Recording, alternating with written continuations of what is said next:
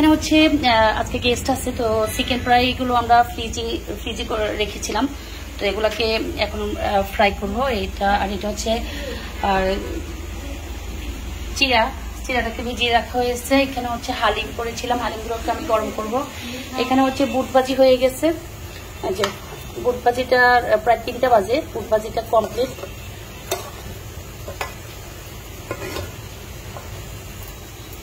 এখানে হচ্ছে একটু পেঁয়াজ কুচি দিয়ে দিচ্ছি, এটা হচ্ছে আমার বাসায় সবসময় সবাই খুব লাইক করে এটা দেওয়া। আর এখানে হচ্ছে ওই হালিমগুলো আমি ফ্রিজে রেখে দিব, এই জন্য বক্সে করে রেখেছিলাম। আর এখানে হচ্ছে লাউ দিয়ে সিলভার কাপ মাছ রান্না হচ্ছে, ভালো লাগবে পানি দেওয়া। সিলভার কাপ মাছটাকে এখানে হালকা ভাজি করে রাখা হয়েছে। আর এখানে হচ্ছে লাউকে মশলা দিয়ে কষানো হচ্ছে। আর হালিমটা তো গরম হচ্ছে, এখানে যে হালিম গরম করতেছি, হালিমে এখনো কোনো উপকরণ দিই নেই, ধনিয়া পাতা, আদা কুচি বা বাগার, লেবু রস কোনো কিছু দেওয়া হয় না, জাস্ট মাত্র উঠি বসালাম। যেহেতু আমি সকালে করেছিলাম, হালিমটা এখন একটু গরম করে নিচ্ছি।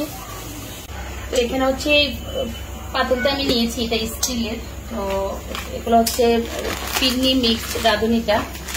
তো আমি 5টা প্যাকেট দিচ্ছি, যেহেতু সব আইটেমের ঝাল, তো তাতে 1টা-2টা কিছু মিষ্টি রাখার জন্য। এখানে হচ্ছে শুধু ফিরনি মিষ্টি আমাদের মিষ্টি আইটেম, আর সবগুলো হচ্ছে পেঁয়াজু, বেগুনি, আর হচ্ছে চিকেন ফ্রাই, তারপরে হচ্ছে হালিম, বুট, সব কিছুই কিন্তু আমাদের একদম ঝাল আইটেম।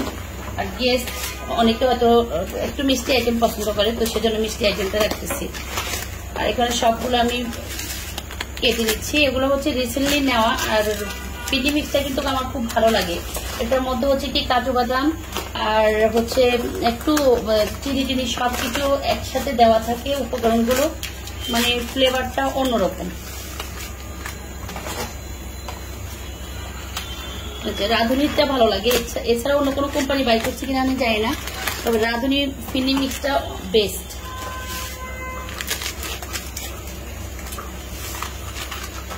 এখানে আমি এতটুকু হলো প্রায় 1 কেজি পরিমাণ। আমি এখানে পানি দিয়ে দিচ্ছি পরিমাণ মতো।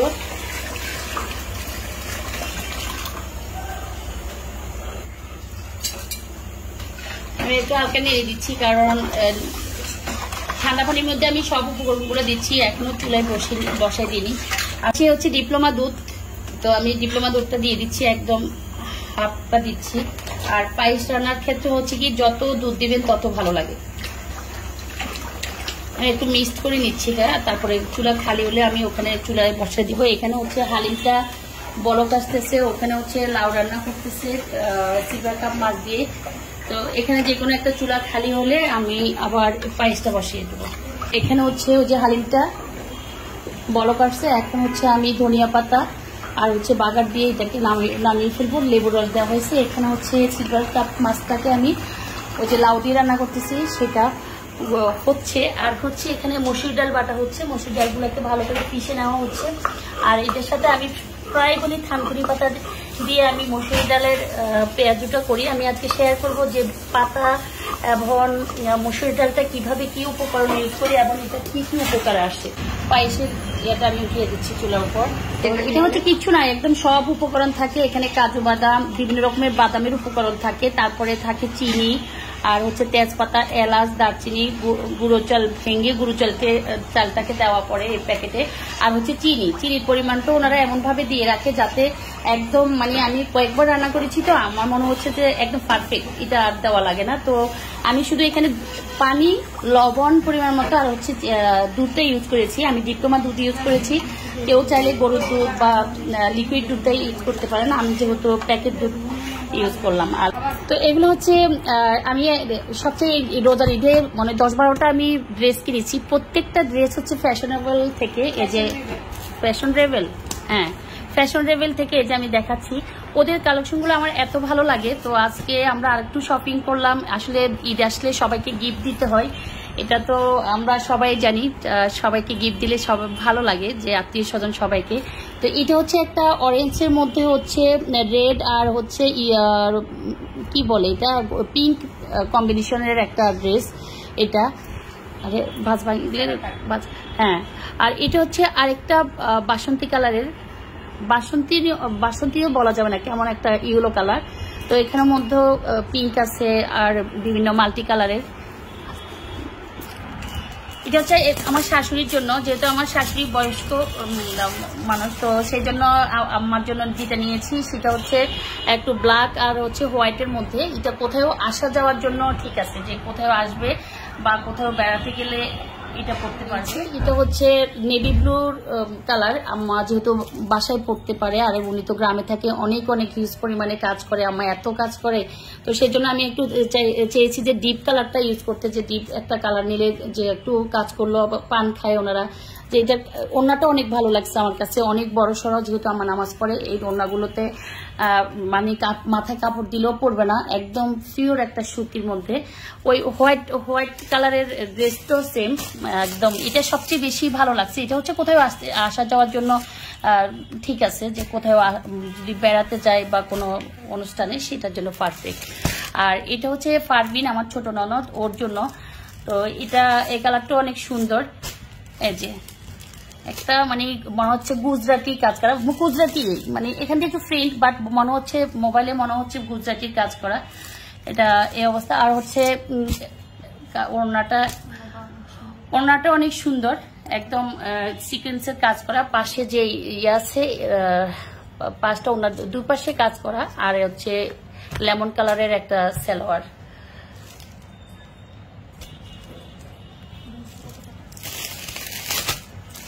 এটা হচ্ছে আমার সেজ বড় ননদের জন্য, যে নুরজাহান আপা আমার বোনের বড় ননদ, মানে বড় ননাস, বড় বোন, তো ওনার জন্য আমরা এটা নিয়েছি ইয়েলো কালার থেকে। এটাও একটা সুতি ড্রেস, ইন্ডিয়ান থ্রি পিসগুলো, এগুলো নর্মালি তো অনেকে চিনেন, এগুলো মার্কেট ভরা।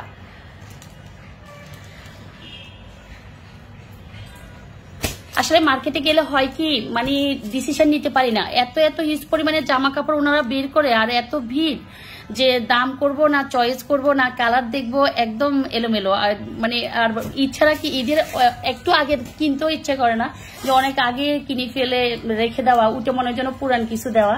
তো এই জন্য রোজার ভিতরে কিনলে হয় কি, ঈদের আগে মনে হয় যেন যে একটা নতুনত্ব। এই ড্রেসটাও আমরা খুললাম না, এটা একজনকে আমরা গিফট করবো। এই যে ওড়নাটা হচ্ছে এমন ম্যাজেন্টা, আর হচ্ছে এটাকে কি বলে, একটু কাতান টাইপের। এই তো আজকে আমরা সকালে ঘুম থেকে উঠে সবাই মার্কেটে গেলাম, আরো আমার সাথে আরো অনেকে ছিল, ওরাও শপিং করেছে। আমি যে শপিং গুলো করেছিলাম জাস্ট ওই শপিং গুলো শেয়ার করলাম, যে কার জন্য কি নিয়েছি। আর ঈদ আসলে তো সবসময় শপিং এর প্রতি একটা সবাই গিফট দেওয়া, গিফট নেওয়া, একটা হুলস্থল। ঈদের সময় এটা বেশি হয়, বাট কোরবানে হয় না। কোরবানে মানে রোজার ঈদকেই মনে হয় বেশি আনন্দের আমার কাছে মনে হয়, জানি না সবার কাছে কেমন মনে হয়, কারণ কোরবানি ঈদটা মনে হয় যেন শুধু কাজ করো কাজ করো কাজ করো, তখন আর জামা কাপড় কেনার প্রতি বা গায়ে দেওয়ার প্রতি কোনো ফিলিংস থাকে না। যে সুন্দর একটা ঈদ, রোজার ঈদ হচ্ছে কি কোথাও ঘুরতে যাওয়া, বা ভালো ঘুরতে না গেলেও ভালো একটা ড্রেস পরা বা কালার, সুন্দর একটা কালার নেওয়া।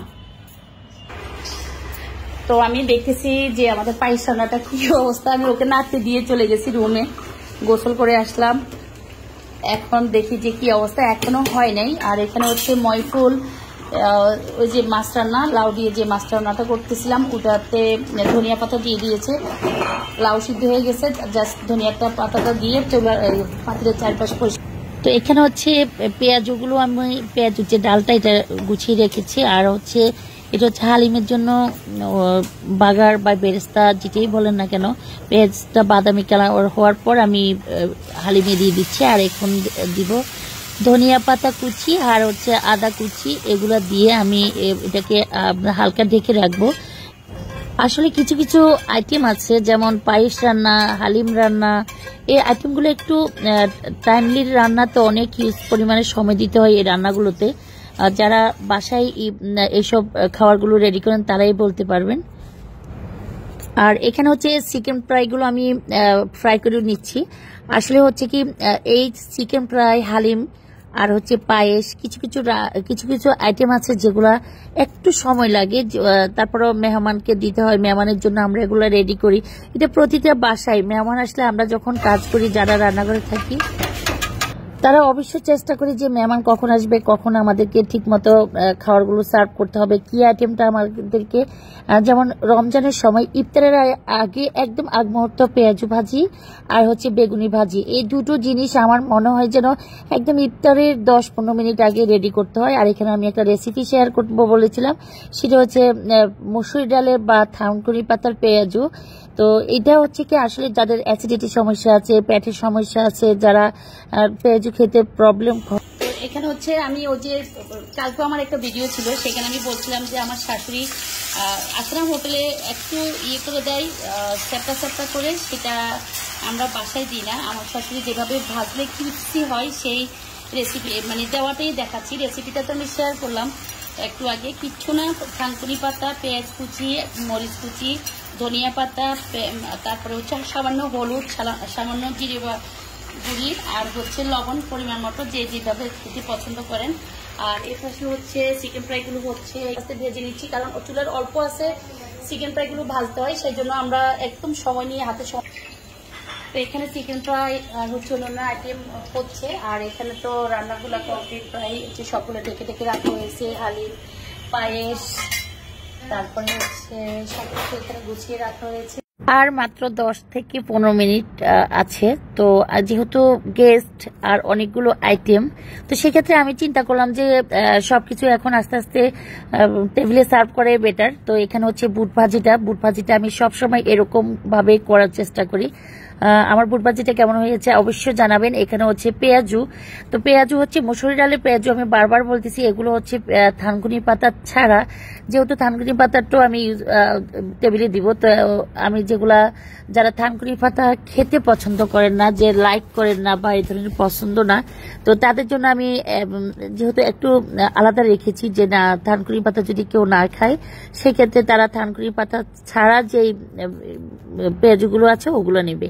আর এই বেসনের কথা বলি, বেগুনিটাও আমি এখন একদম আজান দিবে 10-15 মিনিট নেই হাতে, মনে হয় 4 থেকে 5 মিনিট আছে। আমি বেগুনিগুলো ভেজে নিচ্ছি। বেগুনিগুলো আসলে আমি আমার সব আইটেমের প্রশংসা না করলে আমি বেগুনির প্রশংসা করব, এই জন্য করবো। আমার হাতে বেগুনিটা কেন জানি আমার ফুল রমজানে ভালো লাগে, এবং আমার বাসায় যারা আছেন, যারা মেহমান আসে, তারাও বলে যে বেগুনিটা অনেক সুন্দর হয়।